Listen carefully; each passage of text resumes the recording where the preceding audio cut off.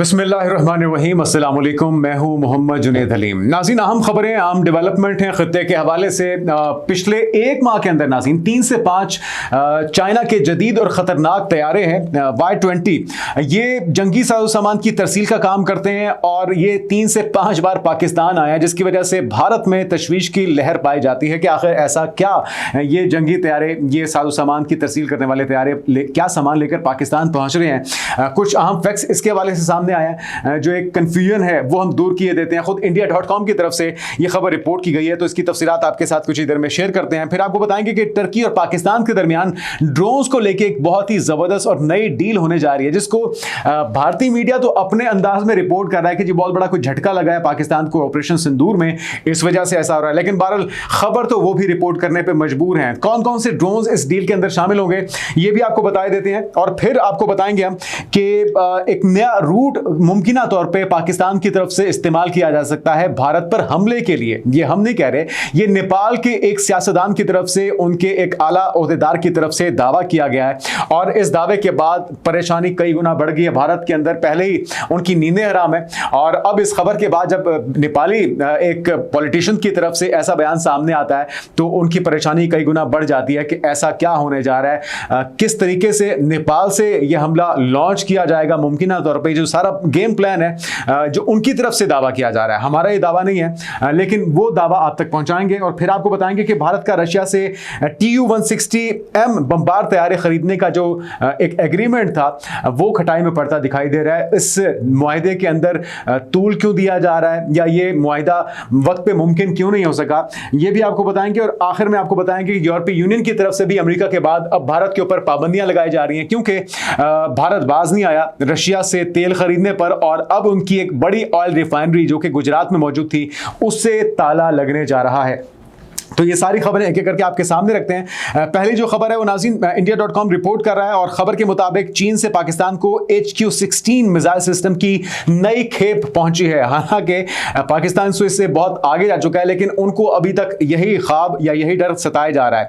Y-20 जो नाज़रीन जिस तैयारी की हम बात कर रहे हैं, अपनी बनावट के हिसाब से, अपने जो इसकी जिम्मेदारी है, ये अस्करी सामान की तरसील को यकीनी बनाता है, लेकिन तसलसल के साथ इसका जो पाकिस्तान आना जाना है इस पर बहुत ज़्यादा खलबली पाई जाती है भारत के अंदर। और वो कहा यह जा रहा है कि Y-20 कार्गो तैयारे की परवाजें पाकिस्तान में मुसलसल हैं, ये रिपोर्ट हो रहा है। और इनके मुताबिक चीन के Y-20 मिलिट्री ट्रांसपोर्ट तैयारे हालिया हफ्तों में कम से कम 3 बार पाकिस्तान आ चुके हैं, जिसके जरिए HQ-16 मिसाइल सिस्टम और मुतल्लिका फौजी साजोसामान पाकिस्तान भेजा गया है।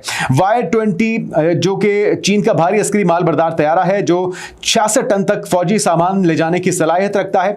ऑपरेशन सिंदूर में शदीद नुकसान हुआ है, ये वो क्लेम कर रहे हैं। और भारतीय फिजा ने ऑपरेशन सिंदूर के हवाले से पाकिस्तान के आम फिजाई अड्डों जैसे कि नूर खान, रहीम यार खान, सखर और भुलारी को निशाना बनाया, और इन हमलों में पाकिस्तान के HQ-9P, HQ-16 air defence system और चीनी YLC-8E रेडार तबाह कर दिए गए थे। हमलों में भारत ने ब्राह्मोस और स्कैल्प क्रूज मिसाइल इस्तेमाल किए थे, और जो इसकी रेंज है HQ-16 की वो तकरीबन 40 किलोमीटर है, और इससे ड्रोन्स, लड़ाका तैयारे और सुस्त रफ्तार मिसाइल रोकने के लिए बनाया गया है। भारतीय ब्राह्मोस मिसाइल की रफ्तार है 2.8, और इससे जो 3.0 से आवाज से तकरीबन 3 गुना ज्यादा इसे कहा जाता है कि ये तेज रफ्तार है और इंतहाई कम बुलंदी पर परवाज करता है, जिसके बायस HQ-16 के लिए इसे रोकना इंतहाई मुश्किल है। लेकिन बात इससे बहुत आगे बढ़ चुकी है, पाकिस्तान HQ-19 जो है उसे इंस्टॉल करने के दर पे है, और अगर कोई मिस एडवेंचर या कोई शरारत अगली बार होती है तो उसके लिए पाकिस्तान पूरी तरह से तैयार है। बहरहाल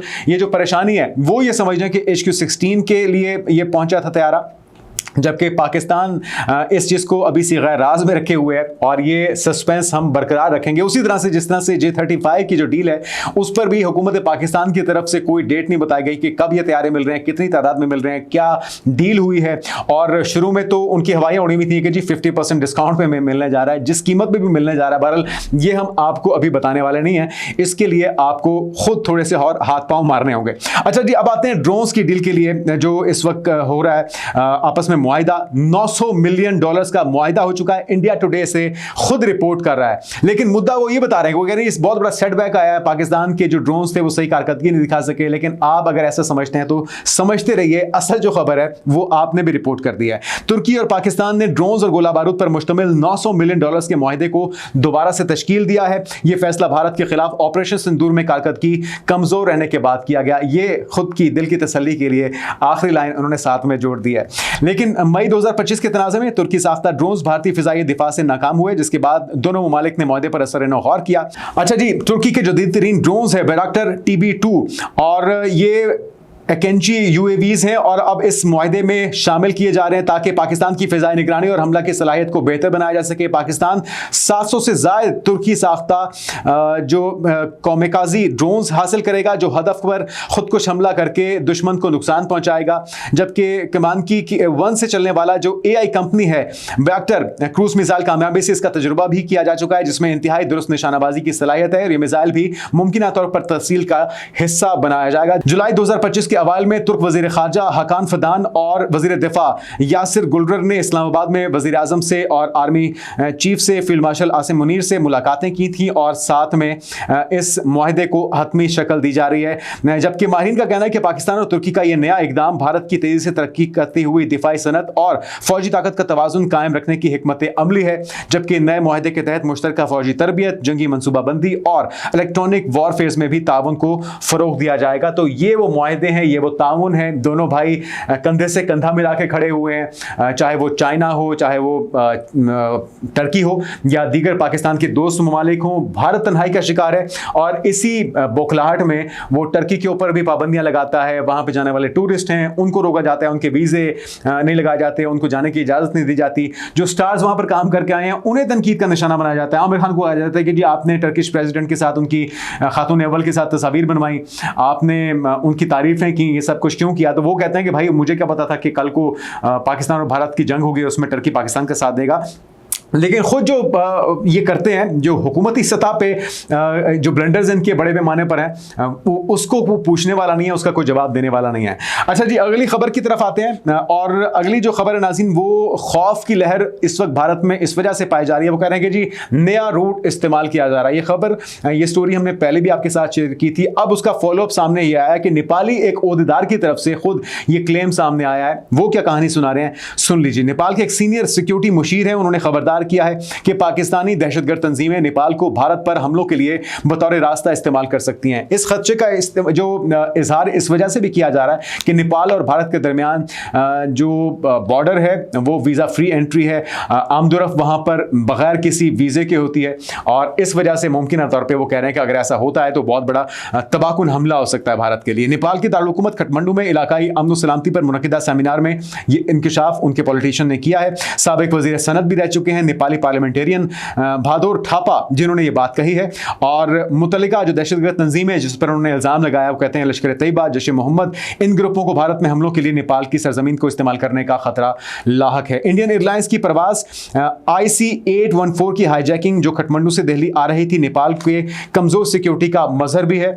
अपने सिक्योरिटी लैब्स को अब ये जिस तरह से पहलगाम वाक़या है, पठानकोट वाक़या है, उड़ी हमला है, ये सारे इनके अपने सिक्योरिटी लैब्स थे, अपनी इनकी नाकामियां थी, जिसकी वजह से इन्होंने पाकिस्तान के ऊपर इल्ज़ाम धर दिया और पाकिस्तान के ऊपर हमला भी कर दिया। फिर मुंह की खानी पड़ी और ये रोते रोते जो है पूरी दुनिया के पास गए। दुनिया ने भी इनकी जो बात थी या जो बयानिया था वो तस्लीम करने से इनकार कर दिया। नेपाल से भारत में दाखिल होने वाले दहशतगर्दों के कई केसेस रिकॉर्ड हो चुके हैं माजी के अंदर भी। जो यासीन भटकल है, इंडियन मुजाहिदीन का बानी है, 2013 में नेपाल में गिरफ्तार हुआ, नेपाल से भारत दाखिल हुआ, लश्कर तैयबा का जो बॉम्ब माहिर था। इसी तरह से एक ट्रैक रिकॉर्ड है माजी के अंदर, नेपाल के रास्ते इनको डैमेज हुआ है, इसलिए अब ये घबराए हुए हैं।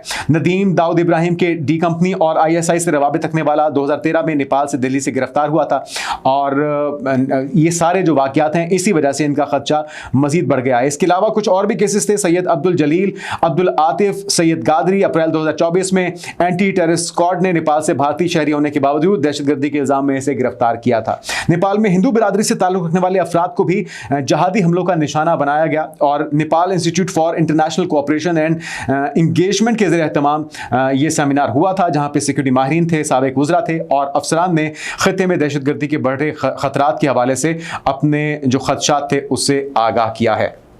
तो ये वो इस वक्त परेशानी है जो कि इंडिया को लाहक है। इसी वजह से हथियार ख़रीदने की जो हवस है वो दिन ब दिन बढ़ती जा रही है, नए से नए जदीद से जदीद तर हथियार वो ख़रीद रहे हैं। लेकिन फिर जब दूसरी तरफ हम देखते हैं बयानात को, तो उनके जो जनरल हैं, डिफेंस स्टाफ के चीफ हैं, joint chief of defence staff general Anil Chauhan, वो ये कहते हैं कि जी हम पुराने हथियारों से नई जंगें नहीं लड़ सकते। तो हम आपको साथ साथ ये बताते जाते हैं जो उनका मोराल है, जो उनकी कंडीशन है, जो जुल्म ज़्यादतियाँ हो रही हैं उनके हाजिर सर्विस कर्नल्स की बेगमात के साथ, जो जिनसी इस्तेसाल उनका हो रहा है, जो उनकी खुदकुशियां हो रही हैं, ये एक अलहदा मैटर है जो पैरेलल चल रहा है। साथ में जंगी जुनून मोदी सरकार का वो अपनी जगह मौजूद है।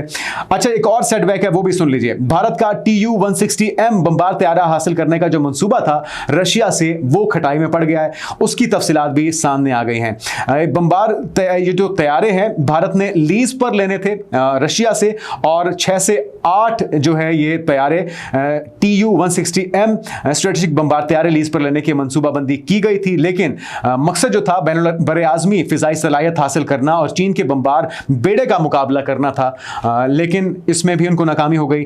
TU-160M दुनिया का बड़ा, तेज तरीन और भारी सुपरसोनिक बमबार तैयारा है, और रूस यूक्रेन जंग की वजह से कजान एयरक्राफ्ट प्रोडक्शन एसोसिएशन जो है, इसकी प्रोडक्शन लाइन जो है वो काफ़ी हद तक मुतासिर है, क्योंकि उनका जो मुकम्मल फोकस है वो यूक्रेन रशिया वॉर के ऊपर है। वो कह रहे हैं कि पहले हम अपनी जंग लड़ें या आपकी जंग लड़ें, आपसे ज़्यादा हमें अपनी जंग ज़्यादा अजीज़ भी है, और उसके लिए हमने अपनी टाइमलाइन को महफूज किया हुआ है, इस्तेमाल किया हुआ है, और जब तक हमारी अपना मामला सेटल डाउन नहीं होते तब तक आपको इन बमबार तैयारों की डिलीवरी मुमकिन नहीं हो सकती। अच्छा, इसकी मजीद तफसीलात भी आपके साथ शेयर कर देते हैं। सप्लाई चेन, एविनिक्स और इंजन सिस्टम्स में शदीद रुकावटें आ रही हैं। रूस ने TU-160M की दस्तियाबी रोक दी है ताकि अपने फिजाई बेड़े को दोबारा से फाल किया जा सके। तो जब तक अपनी जंग जारी है वो ये डिलीवरी भारत को देने के लिए तैयार नहीं है। अच्छा जी, आखिरी खबर की तरफ आते हैं, और खबर यह है कि जी अमेरिका की तरफ से पहले ही पाबंदियां लगाई जा रही थी, भारी टैरिफ्स का सामना है भारत को। भारत बाज नहीं आ रहा। एक तरफ तो ये चाइना के साथ अपनी जो पींगे हैं वो डाल रहे हैं, क्योंकि उनको पता है कि डोनाल्ड ट्रंप तो उनके जो कोशिशें हैं उस पर कान धरने को तैयार नहीं है। मुसलसल वो एम्बैरस कर रहा है, मुसलसल वो क्रेडिट भी लेते हैं। साथ में उन्होंने अभी हाल ही में यह बयान दे दिया कि 5 तैयारे पाकिस्तान ने भारत के गिराए थे, तो तस्दीक उन्होंने अपनी तरफ से भी कर दी। पाबंदियां भी लगाई जा रही हैं, क्योंकि ईरान के साथ भी इनका यही मामला था, रशिया के साथ भी यही मामला है। तो इसके ऊपर यूरोपीय यूनियन भी अब नाराज है। उन्होंने क्या इकदाम किया वो भी सुन लीजिए। रूस तेल के लिए कीमत की हद $60 फी बैरल से घटाकर तकरीबन $47 कर दी गई है। इस कीमत से ज्यादा पर अगर कोई मुल्क रूसी तेल खरीदेगा तो इसे मगरबी शिपिंग सर्विसेज, इंश्योरेंस कवर और फाइनेंस की सहूलत हासिल नहीं होगी। जबकि मकसद जो है वो ये है कि रूस की आमदनी को महदूद करना, जो इसकी मईशत का अहम सुतून है। अच्छा, इसकी और डिटेल्स भी हैं, वो भी सुन लीजिए। 105 नए ऑफ रेडार बहरी जहाजों पर पाबंदी आयद कर दी गई है यूरोपीय यूनियन की तरफ से। अब तक जो 400 कुल हैं जो कंटेनर्स हैं, जो टैंकर्स हैं, उसमें से 223 टैंकर्स को निशाना बनाया जा चुका है। इनका मकसद रूस की पाबंदियों से बचने की कोशिश को नाकाम बनाना था, और भारत में रूसी रिफाइनरी नायारा पर इसके शदीद असरात आए हैं। नई पाबंदियां गुजरात में वाक़ नायारा रिफाइनरी के लिए नुकसानदेह साबित हो रही हैं। अच्छा, ये जो रिफाइनरी नाज़रीन, ये है रूस की कंपनी रोजनेफ्ट और रेफेगोरा, और यूसीपी ने 2017 में इसे खरीदा था। $12.9 बिलियन में इसकी खरीदारी हुई थी, और इसकी जो मलकियत है वो रोजनेफ्ट के पास थी, जबकि किसानी एंटरप्राइजेस इसे हासिल कर चुकी थी। तो अब ये जो ऑयल रिफाइनरी है ये गुजरात में वाक़ है, भारतीय गुजरात के अंदर, और ये रिफाइनरी बंद होने जा रही है, क्योंकि यूरोपियन यूनियन ने अपनी बरहमी का इजहार कर दिया। वो कह रहे हैं कि आप अगर हमारी शराइत पे अमल नहीं करते तो फिर आपको सख्त पाबंदियों का सामना होगा। तो एक बड़ा सेटबैक आपको इसका सामना करना पड़ेगा। ईरान से ऑयल खरीदने के बाद रशिया से भी सस्ता तेल खरीदने की जो हवस है, कोशिश थी, खैर ये उनकी अपनी एक अंदरूनी मामला है, लेकिन इसके ऊपर अमेरिका के बाद यूरोपीय यूनियन का शदीद रद्द-ए-अमल सामने आ चुका है, जिसका सामना इस वक्त मोदी सरकार को करना पड़ रहा है। आने वाले दिनों की पेशरफ से आपको आगाह करते रहेंगे। अब तक के लिए इतना, इजाजत दीजिए। अल्लाह हाफ़िज़।